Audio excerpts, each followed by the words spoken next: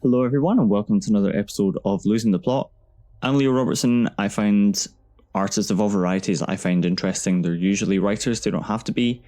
And we talk about their work, we talk about life, we talk about anything and everything. We lose the plot together, hence the title of the show. As always, we start with the latest of what's going on over at Aphotic Realm. Issue number 7 is out now. It's gruesome. Who doesn't love over-the-top 80s horror films? A punk band fights off a horde of possessed fans at a local concert. A makeout session at the cemetery takes a turn for the worst. Slashers, critters, demons, gore, hairspray.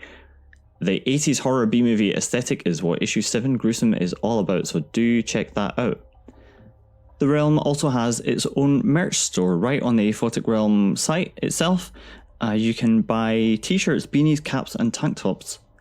And if you check out the new Aphotic Realm Instagram, you can see yours truly sporting an Aphotic Realm t-shirt in the dark grey heather colour. I think it's great. And there's loads of cool other merch. I'm sure I will get other stuff too. And I hope you will as well. Please do check out the merch in the store. Finally, I hope you will consider supporting Aphotic Realm on Patreon. As a patron, you'll get early access to podcast episodes such as this one. You can also get digital downloads of all Aphotic books as well. So do check that out. Please consider supporting Aphotic Realm on Patreon also.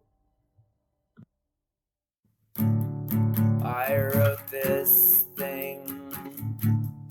I hope you like it. Let's talk about it, yeah. Let's lose track. Losing the Plot Podcast. Losing the Plot Podcast. Losing the Plot Podcast. Talking to Leo. Our guest this episode is Richard Pastore. He's the author of the novel The Devil and the Wolf. It's a comic novel about the age-old battle between good and evil. It's perfect for any fans of Terry Pratchett, Christopher Moore, Douglas Adams, authors like that, anyone who likes their fiction light and satirical. I hope you enjoy the book. If you check it out, I hope you enjoy our conversation. Here it is. How are you doing? Actually quite good today. So, any day I do not have to make my 3-hour round trip drive to work is heaven. Nice. Yeah, so that's why usually my first vacation in the summer is, my first week that I take off in the summer is kind of get all these things done and get the car worked on and stuff like that. But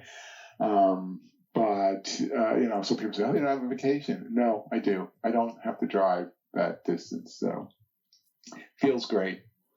That's nice. How are you? I'm good, thank you. I've been, super busy at work. Lots of meetings all the time. So many meetings. I don't know what they're about. I have to go to them.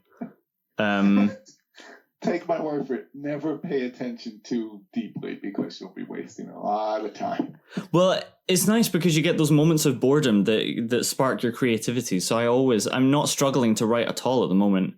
Because I'm always bored enough to work out what right. I have to do next. Yeah. Boredom, it's funny you should say that because boredom has been through my life my main motivator for writing. In fact, I started when I was in high school once. And of all classes, my English lit class, I was just so bored I started writing a story in a little margin of my notepad that I had and just kept going on. And that's what made me realize, I enjoy writing. And so, yeah, boredom, that's big. Oh, yeah, for sure. What I've done now as well is I've blocked like Facebook, Twitter, even email and stuff, so I can't see it at home because I always get these little impulses like, oh, I'm a little bored. Why don't I see Twitter? Oh, I can't see Twitter. Oh, why don't I see Facebook? Oh, I can't see Facebook. Oh, I guess I'll write then. And it Yeah, that's clever. I like that. Yeah, so that's really worked. But you've been writing for a really long time then. Yes, but not, this is the thing. Like I said, I started writing in high school. In fact, I was 16 at the time. So I started writing.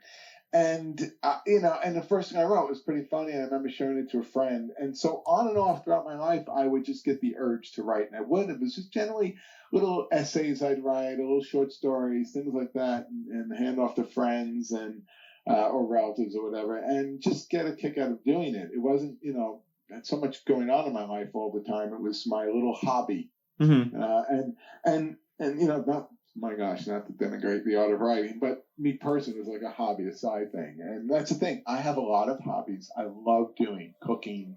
I love growing vegetables, but I could never do any of those things as a job because I'm always afraid it would take away my love for it, just having to do it. But anyway, so I had done this on the side. And as I started to get older, I just started to really look into it as a craft. I mean, I actually look into, writing.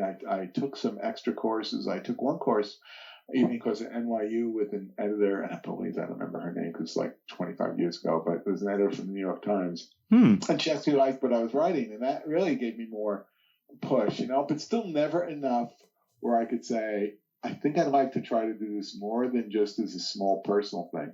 Mm-hmm. So one day, about 4 years ago or so, I was sitting down, taking a break. I was painting my entire downstairs, and I don't know. I had this conversation with myself over and over the years. I never finish anything. I've actually tried to write a book a number of times.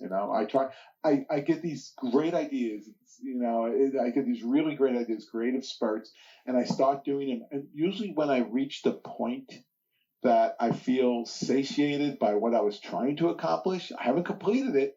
And I do love the feeling you get when you complete something. Don't get me wrong, but my desire seems to just fade, and I don't finish the projects, and they just lie up there. So I was painting the downstairs room, and I realized, I was kind of put everything away. I said, well, I only have the door to the garage left to paint. It's different. It's going to be, it's white, so I was going to have to get that paint down. And I said, but will you finish it? Will you finish it? You never finish anything. You never finish this. You never finish the book you wanted to write. And I thought, you know what? I have the time. This was one of my vacation weeks. I said, I am going to really start writing a book, and for once in my life, finish something. Mm-hmm. And so I wrote the book, and the doorway to the garage is still unpainted. So you changed what you left unfinished. Yeah, it wasn't the book this time. There's plenty more lying around here, but the writing, it did something. Once I wrote that book, I finished it, and again, I wasn't even expecting anyone except a couple of friends to read it. But when I finished it, I said, you know what? I think I should go a little further and look into self-publishing. And then I found out how easy self-publishing has become, because I looked into it before. I even have a couple of books I bought years ago on it.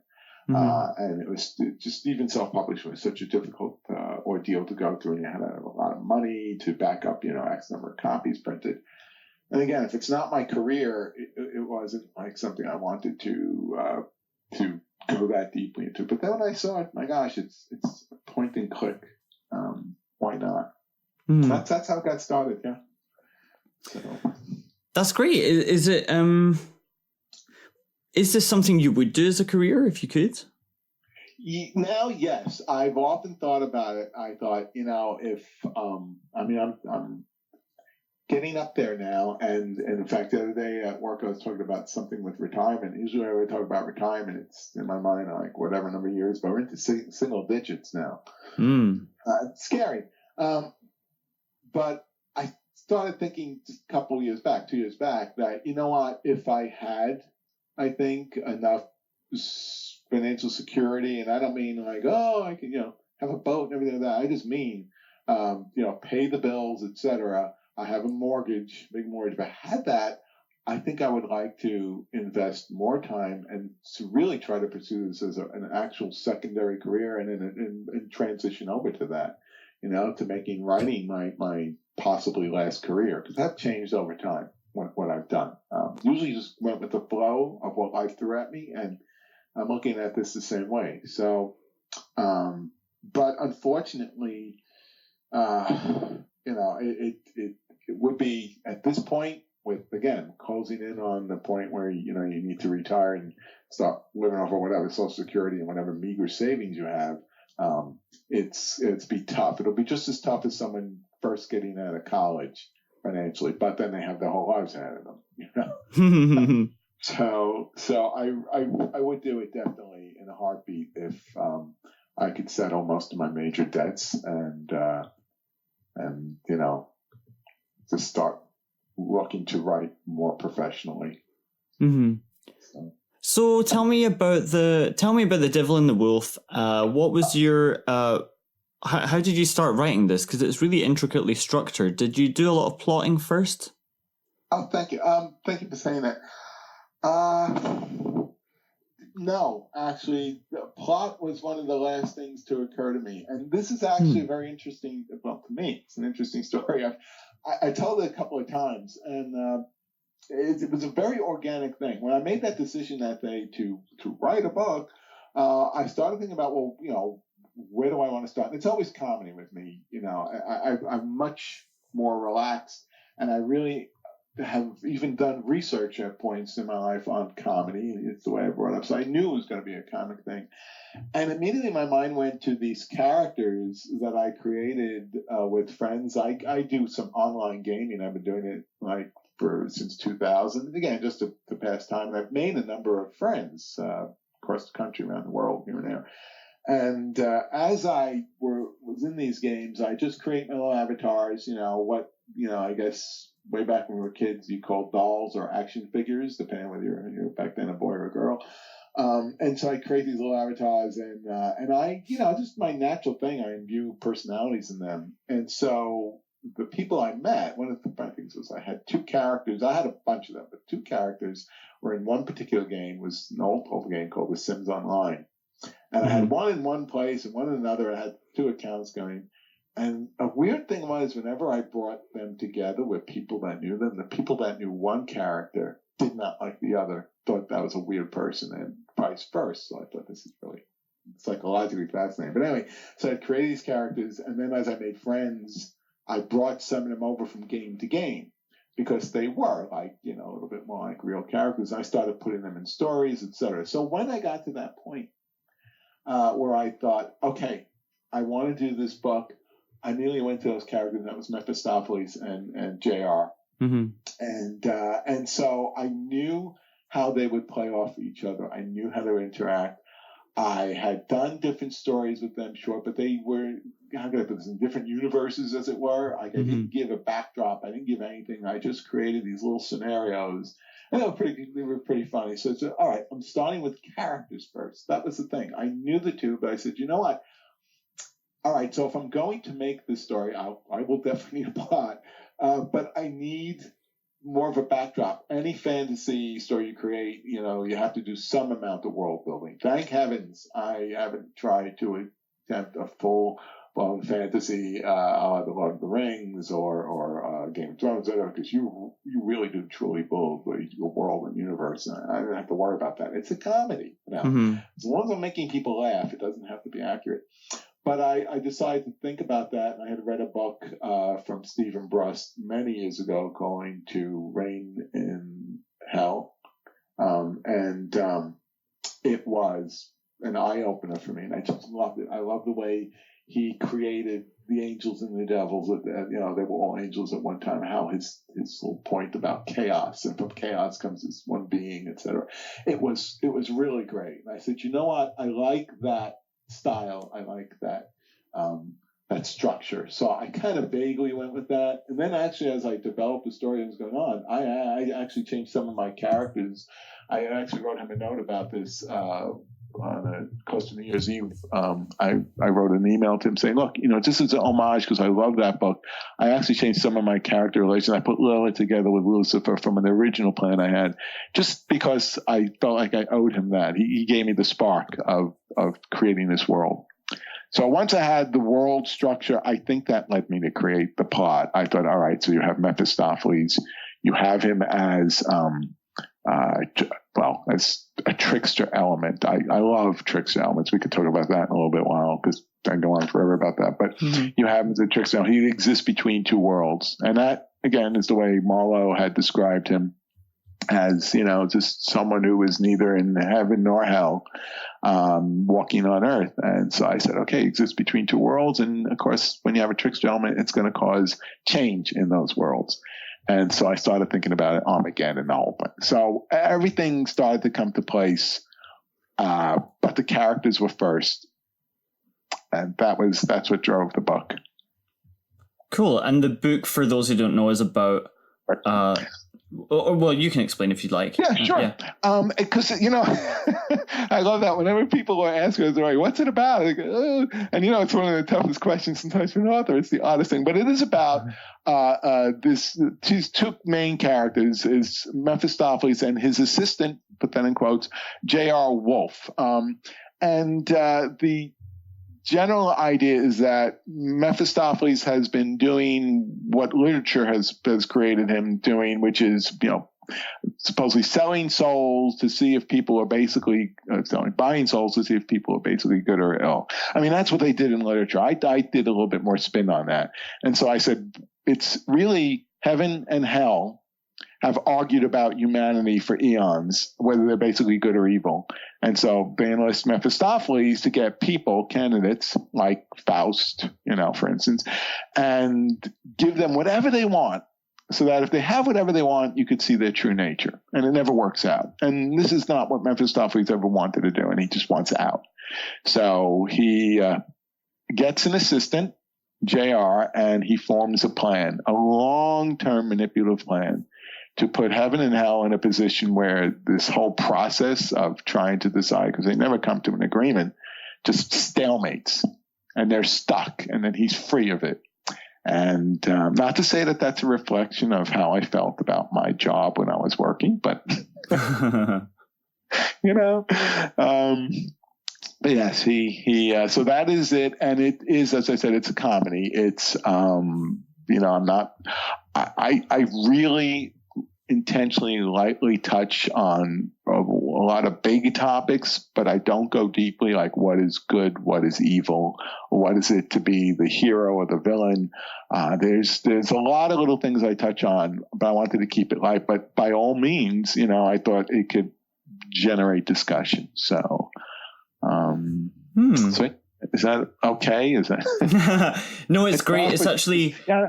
I don't want to give anything away. That's why I'm trying to be careful dancing around some things. Okay. Well, then I'll. But I can't. Yeah, I don't mind. Like, for instance, let me say this up front. The book has very little surprises in it because I intentionally worked. At one point, I had a plot that ended up with the ending. The ending was this big sort of cliffhanger ending where.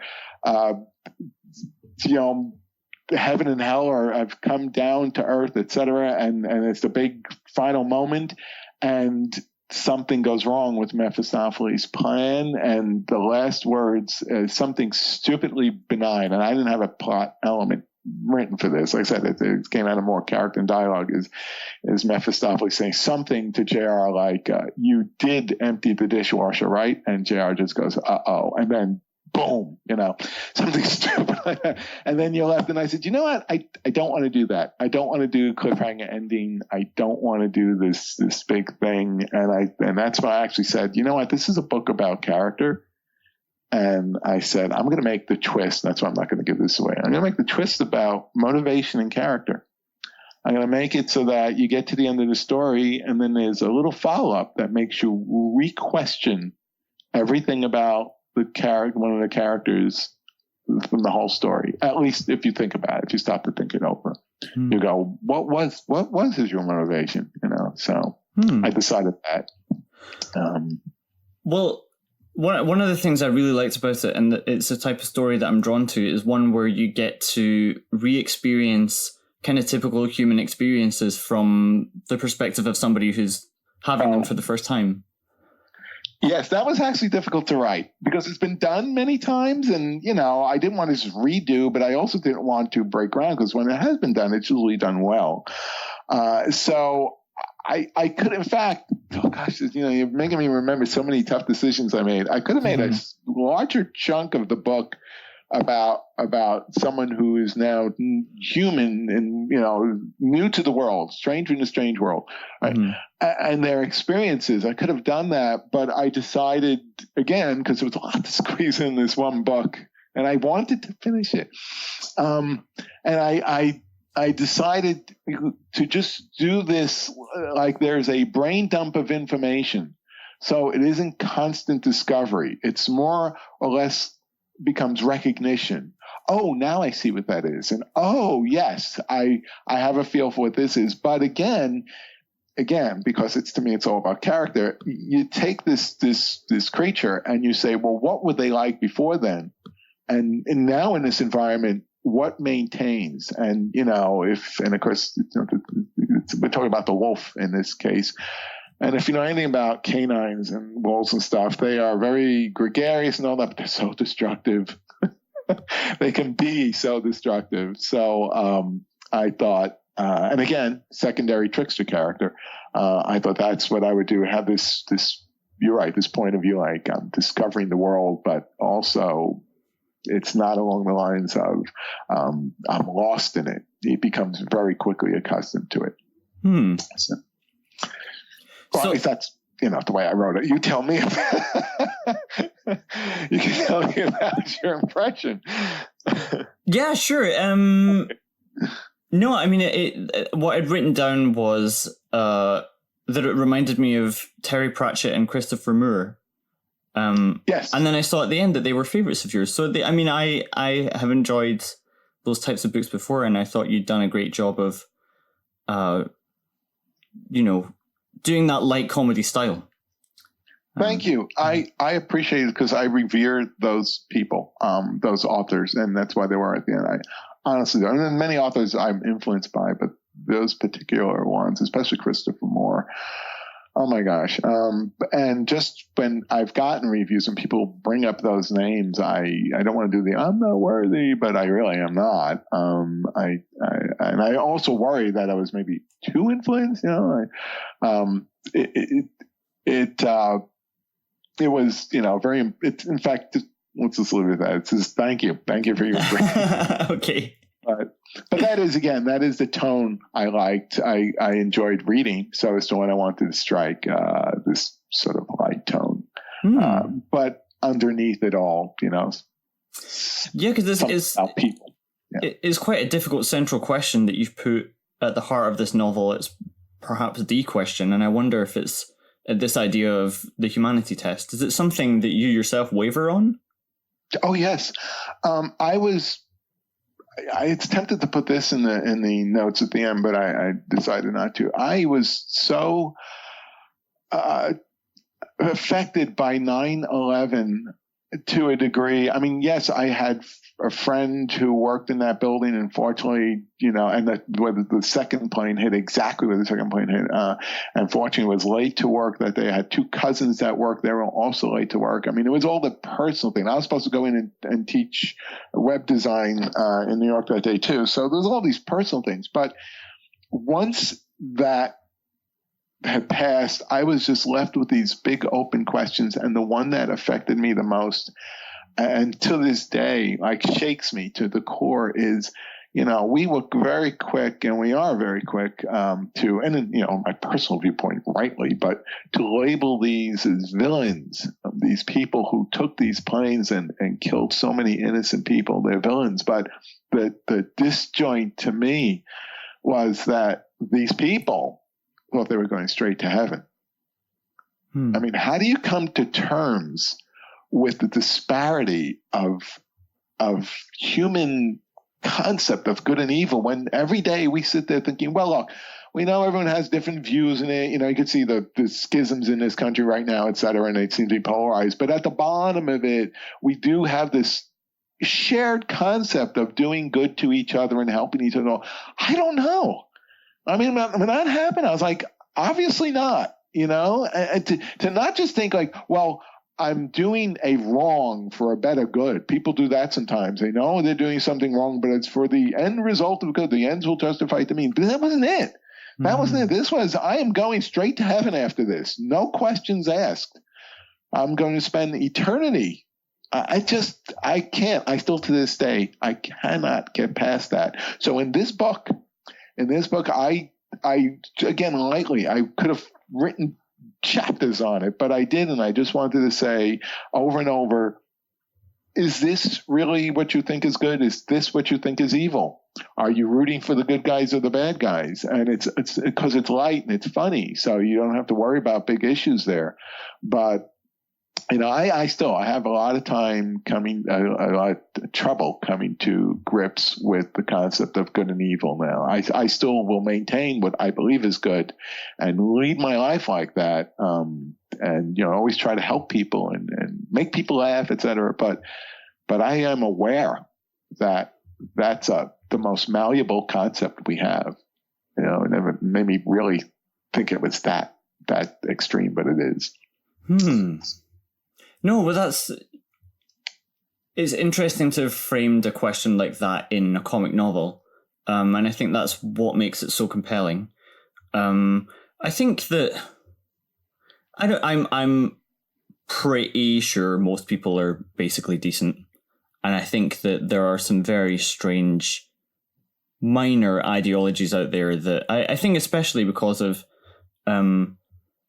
it's such a cliche to talk about, but the social media idea that you find the most outrageous view and then you go, whoa, look what this wacky guy thinks. Let's all talk about that for ages. And then yes. you make it feel like loads of people think that way, but it's just not true. You're like, whoa, some people think the earth is flat. Let's make some documentaries about that. And it's like, well, I think that any kind of viewpoint that can be formulated, no matter how valid it is, will be held by someone. I think we know that now. Right. That's the point. Exactly. You hit it right on the head there. Mm-hmm. So yeah, it's a phenomenon. It is, but it's a disturbing one, because you would like to believe in a common goal for humanity. And it is. As you put it, the vast majority. But the fact that, small pockets that have a completely flipped view. Mm-hmm. And in fact, to the point where I don't want to stigmatize or say anything negative about them, because, I'm not going to say, well, is that the valid way to go? No, I'm just saying, though, that from their point of view, how they were brought up and their culture and everything, this is so right. And we have to be aware of that always. I think we always have to be aware of that. We are not all in lockstep as to, where humanity as a whole should go. Most of us are, and that's good and that's comforting. But we always have to be aware of that. There's just a different way of looking at everything. So, well, how about you? Are you going to heaven? Oh, thank you for that, because it's a good one, because it depends on what moment you talk to me. It depends on what I believe the universe is, because I'm very much grounded in science. And so very often let's just say I brought up Catholic, etc. That's why, the concepts in the books were easily familiar to me. But I often will start off by saying there is nothing outside of when we are alive, because that's how I reconcile the two things. I brought up saying, well, there's a God, there's heaven, there's hell. Am I going to heaven or hell? I don't know. I like to believe I do. Everyone thinks they do. No one, and that's again in the book, no one sees them. I think that's the exact line I use. No one sees themselves as a villain. Mm-hmm. It's just, but unless there's something wrong with them. So am I? But what I really believe is that I started to think about it. I said, well, it's a good possibility there is absolutely nothing but our existence. Nothing before, nothing after. I don't want to bring people down about that, because it means like everything is just, there's no hope for you or anything. There's just, you exist and you're gone. But what I decide to do to reconcile those two parts of my mind is to say, I can still, on some level, believe there is an afterlife. There is something. There will be. I honestly, I don't believe in hell. I'll come back to that in a moment. But there will be, something after this, and there could be a God and everything. But I'm not going to live my life as if there is. I'm not going to do the right thing because I'm afraid of going to hell. Or I want to get into heaven. I'm going to do the right thing because I believe it's the right thing. Making people's lives better is the right thing. And so I don't need a God. I don't need a religion. I don't like religion. That's my problem. But I don't need a God. I don't need heaven. I don't need angels and saints. They may all be there. And, there are many times, many instances in my life where I really do believe, something that I could not explain had happened. But I don't need that to live my life. I'm going to live my life as a good person regardless, or at least I hope I do. I'm sure there are number of people who I've met in my life who may think of me more as the devil than as an angel. Isn't that true of everybody, though? But anyway, of course. But so I that's why it's tough for me to answer. Am I going there? Well, first let me decide if there is a there. And then if there is, I would love to believe that I am going there. I'm flawed. I've made terrible mistakes, but try to correct them when I could. So I hope I am, but I'm not the judge. I will go there if there is a there. And if there is a there, it's obviously structured in a way to decide what happens to you next. I don't know if you ever saw the movie Defending Your Life. No, don't know it. Okay. It's a funny movie, Meryl Streep and Albert Brooks. And oh, sounds good. It's lighthearted, but it's his concept of I gotta find out who the author of this was. It might have been Albert Brooks, actually. In fact, it probably was. But his concept of the afterlife, as funny as it was really, though, a way station to going further and further. And you were judged, but you weren't judged like to go to hell. If you weren't good enough to go forward, you were just sent back to earth, So, that's how, and I like to think of it like that too. If there is an afterlife, if there is a God, and again, big part of me believes there is, but if there is, I'd like to believe that the process just keeps going on. We become better and the universe becomes more intricate and, even though it's pretty intricate now, but it just, that I'd like to believe that we learn here the skills we need to go next. And if we don't, then we take another stab at it. So, interesting idea. I think like you, I'm really at a loss as to why an afterlife would dictate your behavior one way or another. I think that even some people, I think it helps them be less impulsive, but I think that sometimes I see the impulsive option in a situation, and you can just tell how unhelpful it is in the long run. That it just you don't need the threat of heaven or hell to make you avoid like momentary temptations, because I think when you're old enough and you've given into them enough times, you just see how pointless it is. And exactly. The greater good is really your personal good as well. It's whatever's the most mutually beneficial thing is generally what to do. So That's a good point. It's as you mature, you learn that, the closer you align your positive goals to the social positive goals, the better both end up being. It's not just a summative thing. It's multiplicative.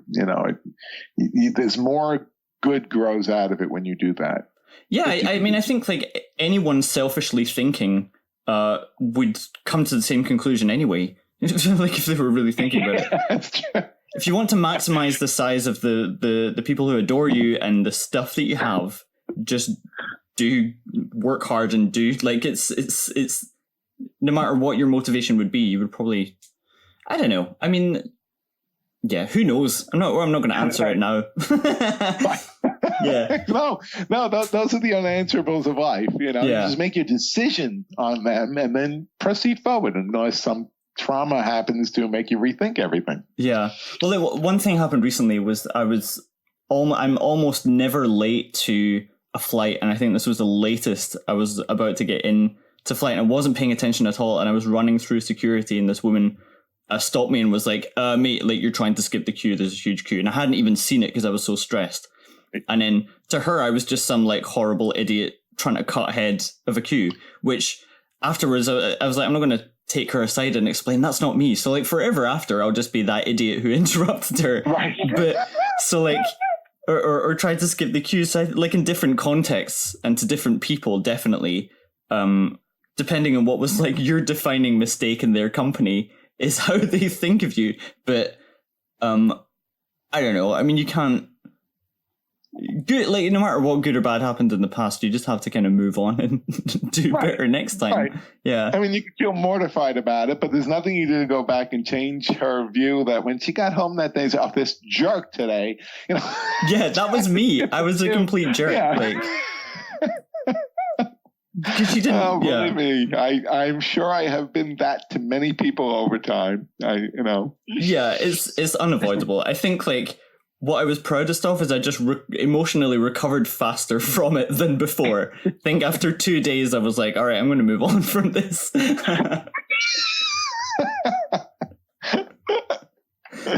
I know. I probably would have dwelled on it for quite some time. And that is the problem being brought up, in this Catholic Italian environment. Well, actually, it was a half Jewish neighborhood, so really guilt was a door-to-door prospect.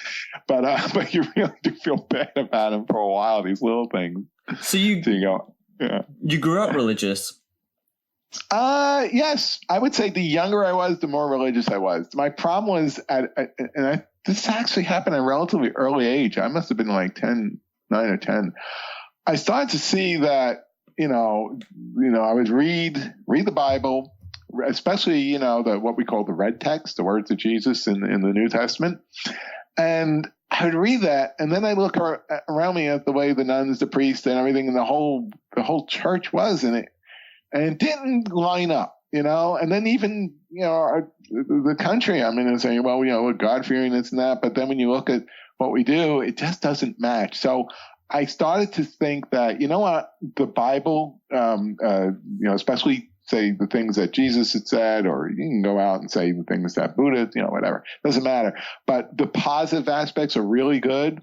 But then, and you get Jesus coming down and saying, love thy neighbor, et cetera. And then the first thing people do is they start sinning and go, but that's not enough. We need more rules. We need more things. In the Old Testament, there are 10 commandments. They're pretty simple. They're not really that exclusive. They don't even have punishments with them. It's just don't do this, don't do this, don't do this, do this, do this, do this. 10 of them, right?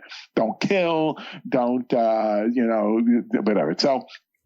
So they're there, and they're not that bad. They're actually a good enough code to live by. But then, like I said, you get like Leviticus, Numbers, etc. You get all these.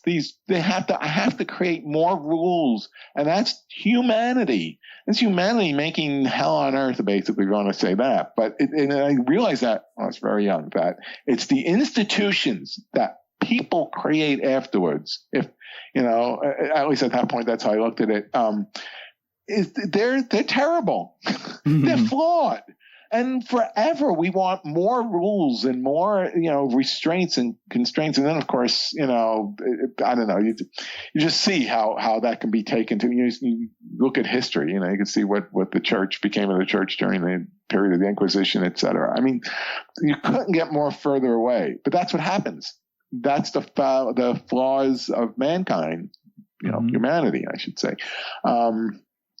Is that they'll create something. There's something good. The first thing they got to do is someone who comes down and preaches peace, kill him. Right? Gandhi, et cetera. So that's the first thing you do. And then after that, you start to build all the rules that completely change everything that person said to almost the opposite. And then you go, okay, we're back where we started. We're comfortable now. Let's just go on with killing each other.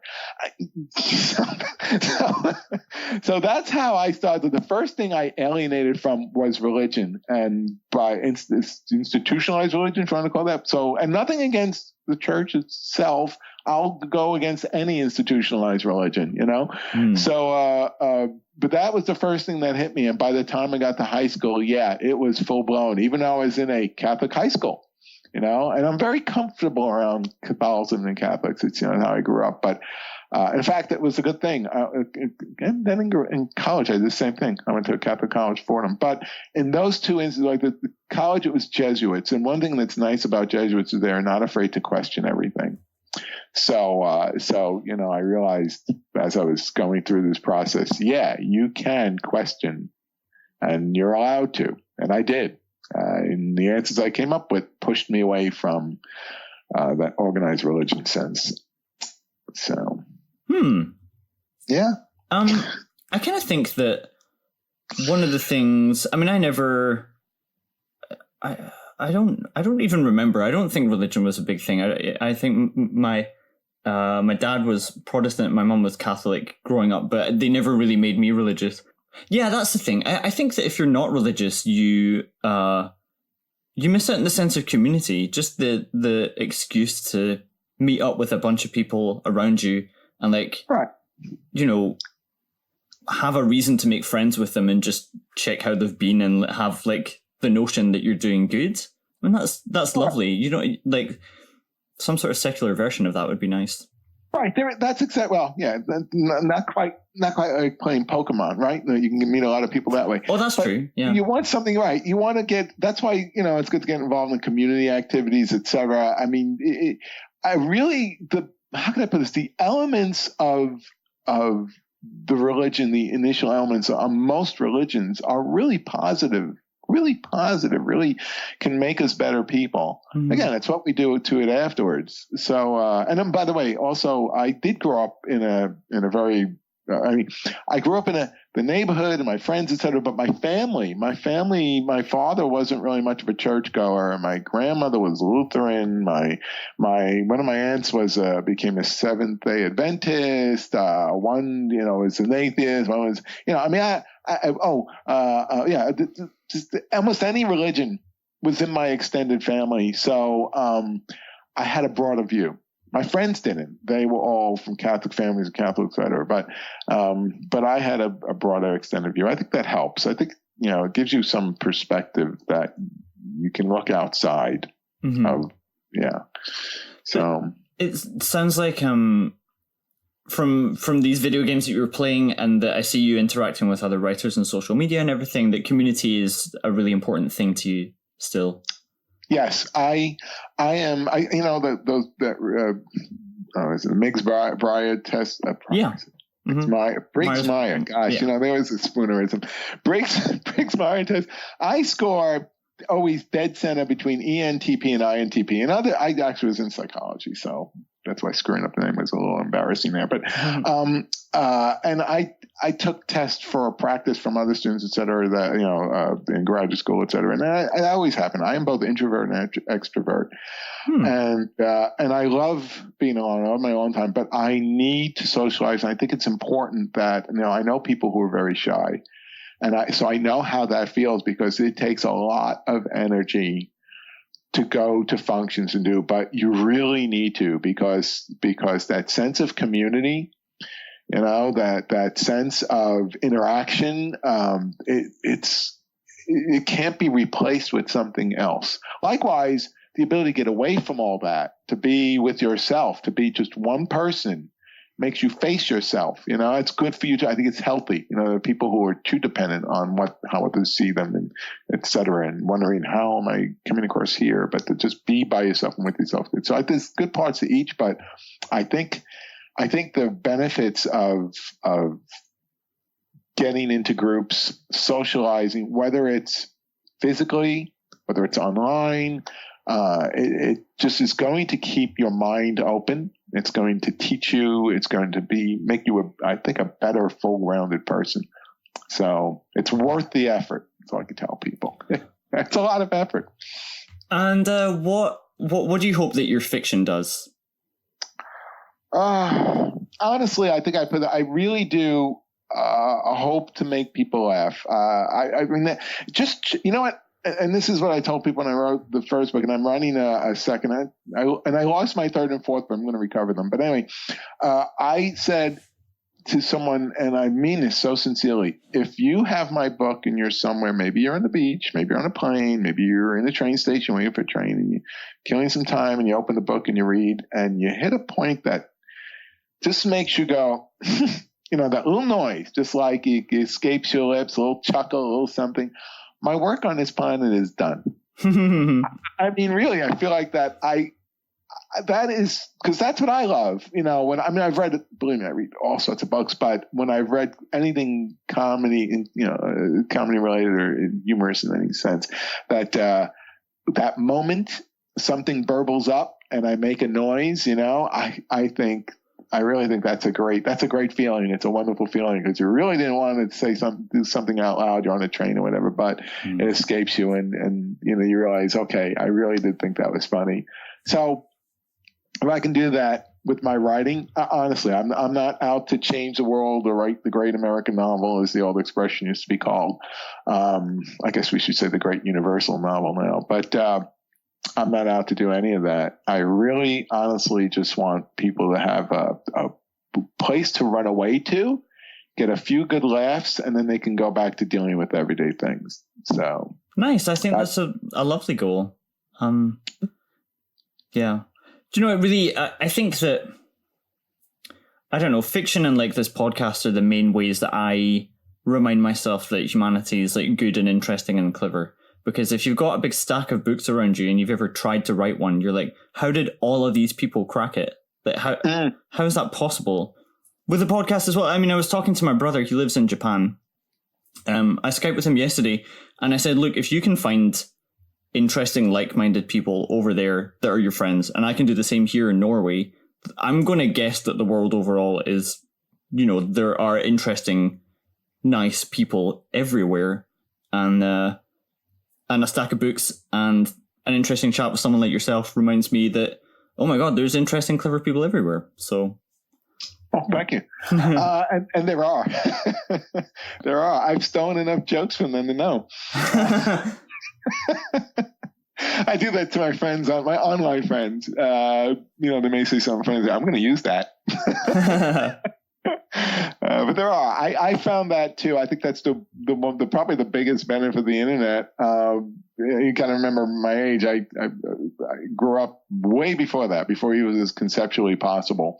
But it's wonderful to be able to meet people and realize, my gosh, this is someone. I don't use that word literally, but almost exactly halfway around the world for me, and they're clever and they're funny, and it's as if I've known them for a while. And gosh, it's a shame they're just not down the block right now, because, you know, get some people together and, you know, watch a movie, something. But it's wonderful. It's wonderful to see that you're right, there are people everywhere that are clever and funny and intelligent. And, you know, like I said, I started listening to your podcast. You know, I wrote you this. I love your podcast. It's one of the things, you know, I don't listen to that many because I just don't have that much time. But the people you have on, I connect with every single one of them on some level. I mean, some of them, they have these deep, you know, very, very sad stories that really hit me right to heart, but I can connect. I've been through things too. And others are talking about the writing process. I'm like, yes. So it's a wonderful feeling to know there are so many people out there, you know. Oh no, I mean, I knew that's why we would have an interesting chat, is because my favorite guests are fans of the show and know the kind of thing that I like to talk about and are open to it. It's kind of I don't notice that I'm doing it. It's just kind of intuitive the way I follow conversation.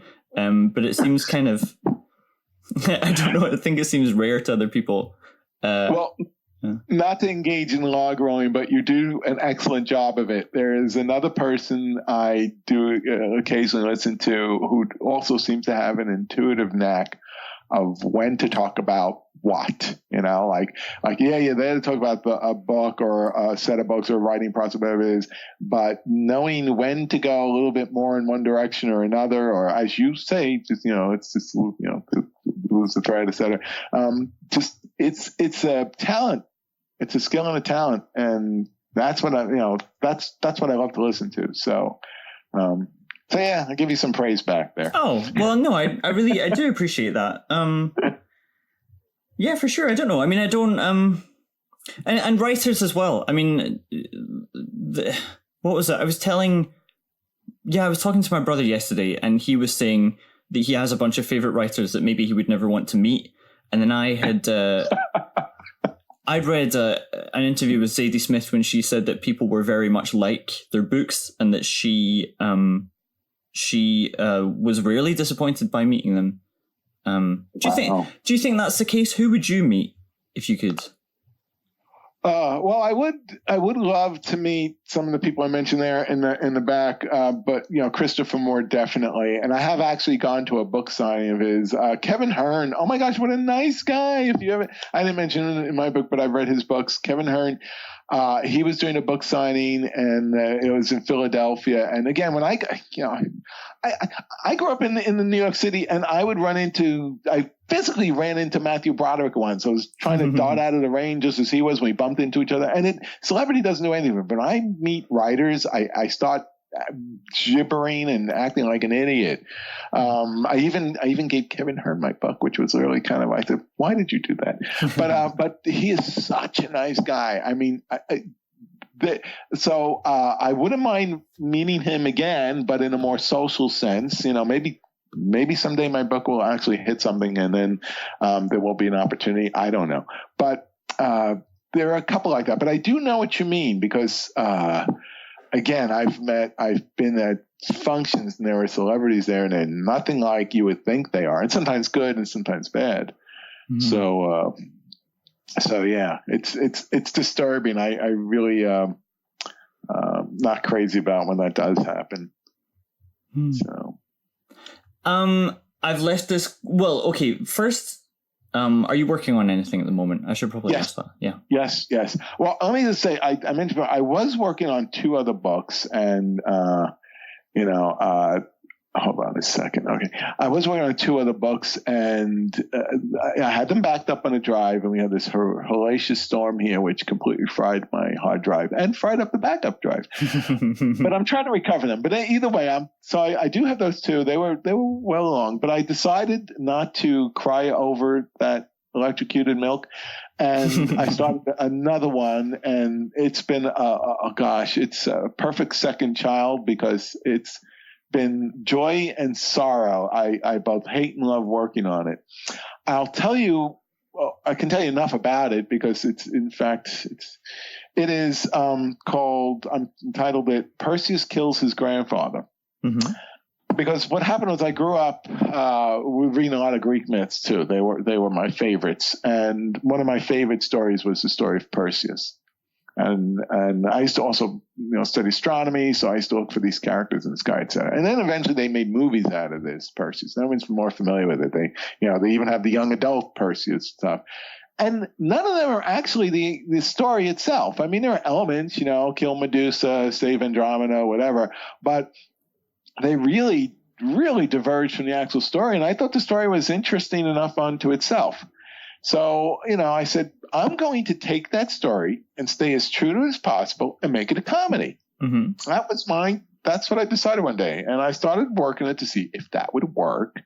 And initially it did. And then as I started to delve into it, I started to realize how it didn't work. I mean, there were things I expected, like, when I did The Devil and the Wolf, I had to do a lot of research on things like a little bit more about angels and devils, et cetera, and how they were depicted in literature and all that. Unfortunately, I didn't have to do any research on comedy. I'd done that already once before. But I did have to research things on, ancient Greek history, like when if I had a scene where Perseus jumps on a horse, I realized, wait, did they have saddles back then? And no, they didn't. They had blankets, so you learn these things. And again, I'm not writing a period piece, so I don't have to be that accurate, but I like to be. So there was that. But what I didn't expect was the fact that there are points where the story, when you're reading it as a kid or even as an adult, you just take for granted. So Perseus, makes this claim he's going to go kill Medusa, and then the next thing is he's told by the gods, you got to go to the say the Hebrides, or I don't know, and pick any of those ancient words. And so, okay. And then he goes there, and he finds these, what he needs, the sandals of Hermes. And he goes to the next place where the Grey Sisters are. But what you don't realize is when you map that out, they're like on opposite ends of the European earth, as it were. One's by the Straits of Gibraltar, one is up by the plains of Siberia. And he just goes there from one sentence to the next. So you're stuck now saying, okay, how do I make this happen? So, that was a little disturbing. But the worst part that hit me was it's 3 to 5 pages long, depending on what version, because there's a lot of versions out there. It's an ancient story. Mm-hmm. And you can find out the beginning and the end. And I'm going to tell everybody that it's this man, he's a king, a Croesus. He goes to see the Oracle of Delphi, who says, he goes, am I going to ever have a son? And she goes, no, you have a daughter. she's going to have a son. He goes, okay. And that son's going to grow up and kill you. And he's like, what? So he goes home and he says, I can't have this. And he takes, don't ask me why. I came up with a reason, but don't ask me why originally. Mm-hmm. He takes his daughter and the baby, who the baby, by the way, is also the child of Zeus. Zeus came to his daughter.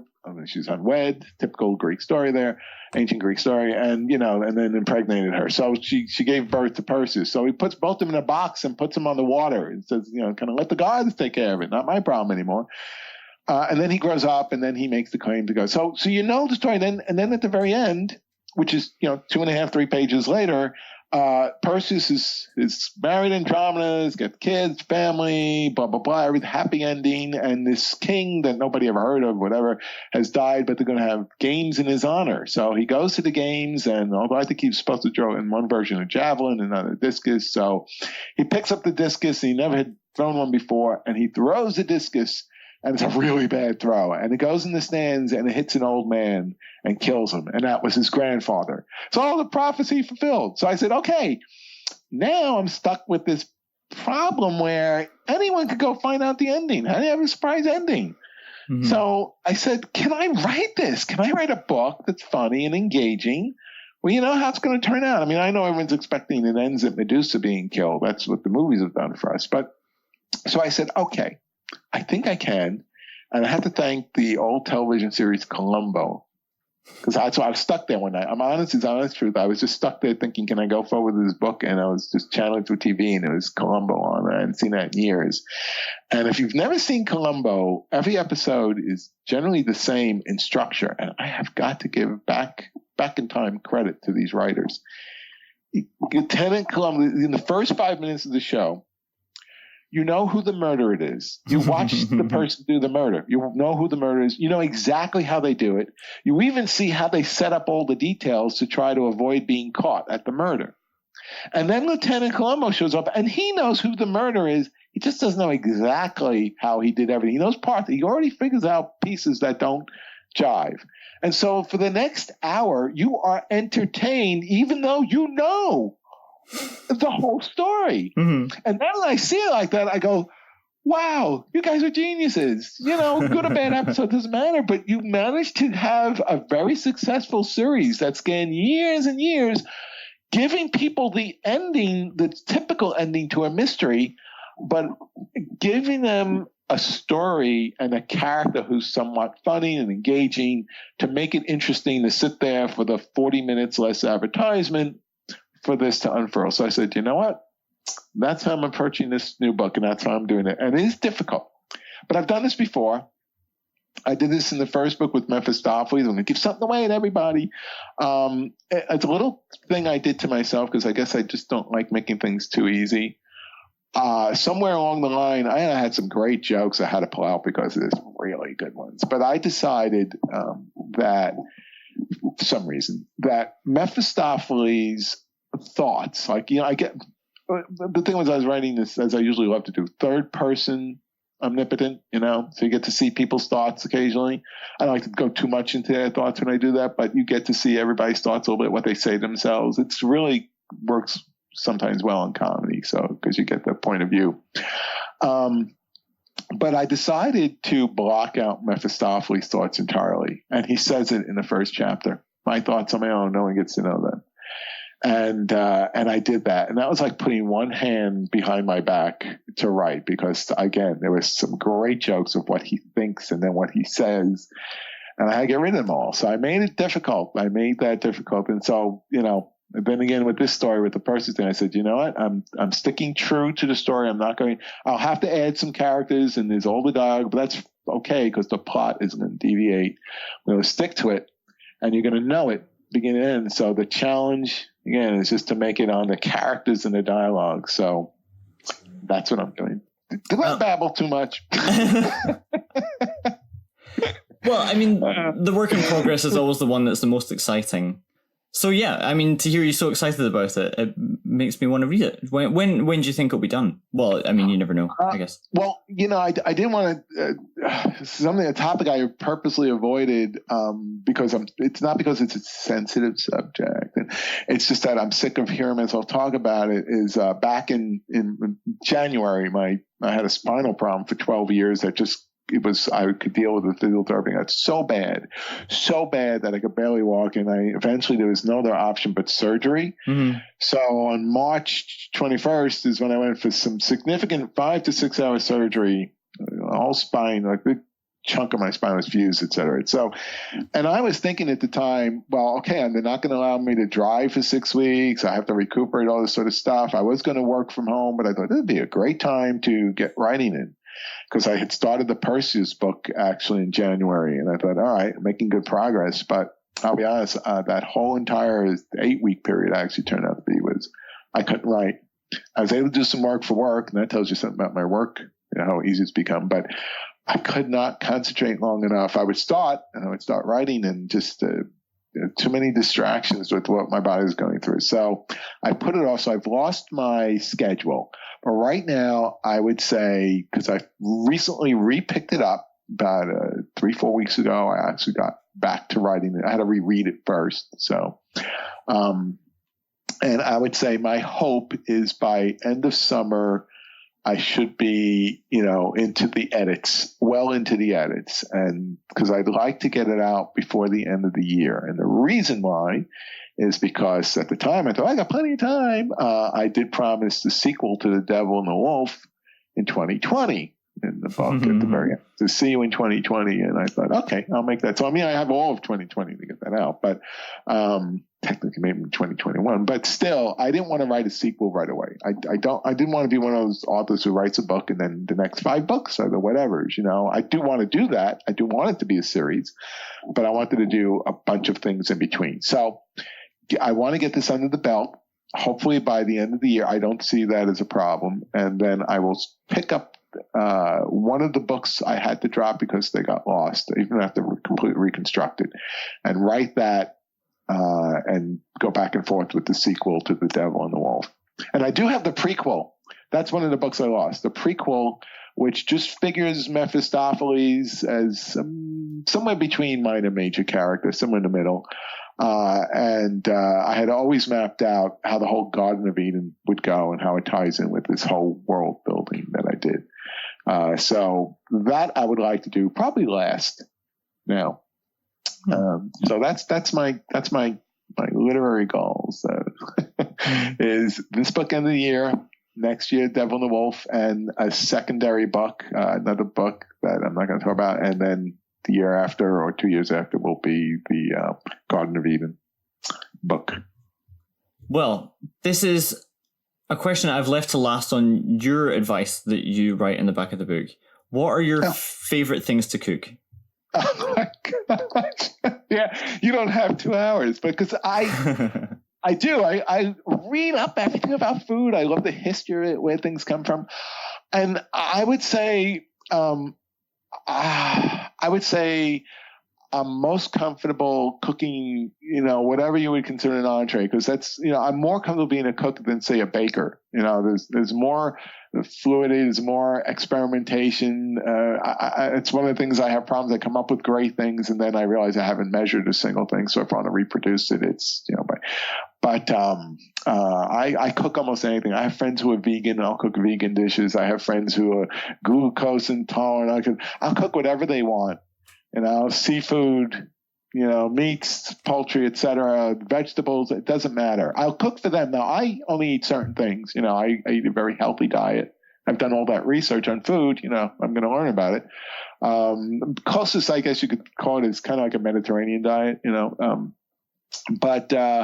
But for guests, whatever they want. And yeah, desserts, I do make some spectacular desserts. I make this, I put it in the book. Oh, if I could give me another idea. But I put it in the book. It's pear. Sometimes I'll put in a piece of peach crumble. I peel and cook pears, and then I cook them in Chambord. It's a raspberry liqueur.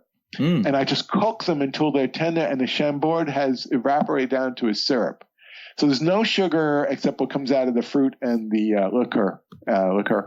And I put that in whatever container. It could be in a ramekin, could be in a whole 8x10, dish, whatever.